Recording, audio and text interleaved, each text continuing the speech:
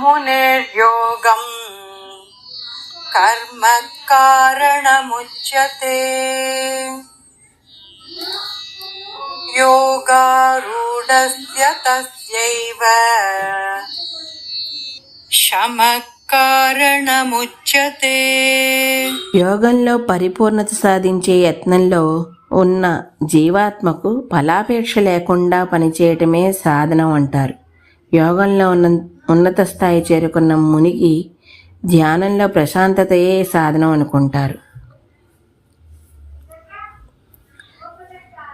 3వ అధ్యాయం 3వ శ్లోకంలో శ్రీకృష్ణుడు శ్రేయస్సు కోసం 2 మార్గాలు జ్ఞానయోగము కర్మయోగము ఉన్నాయని చెప్తూ ఉన్నాడు.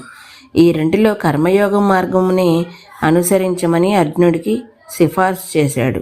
మరలా 5వ అధ్యాయంలో 2వ శ్లోకంలో అదే సరైన మార్గమని ఉద్ఘాటించాడు. అంటే మనం ఈ జీవితాంతం పనులు చేస్తూనే ఉండాలా? ఇలాంటి ప్రశ్న వస్తుందని ముందే ఊహించిన శ్రీకృష్ణుడు దీనికి పరిమితి విధించాడు. కర్మయోగమును అనుసరించినప్పుడు అది అంతఃకరణ శుద్ధికి మరియు ఆధ్యాత్మిక జ్ఞానం పరిపక్వతకి దారితీస్తుంది.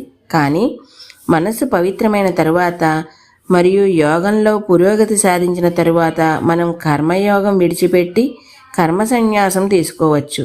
ఇక భౌతిక ప్రాపంచిక కార్యకలాపాలతో ఏం ప్రయోజనం ఉండదు మరియు ధ్యానమే సాధనం అవుతుంది.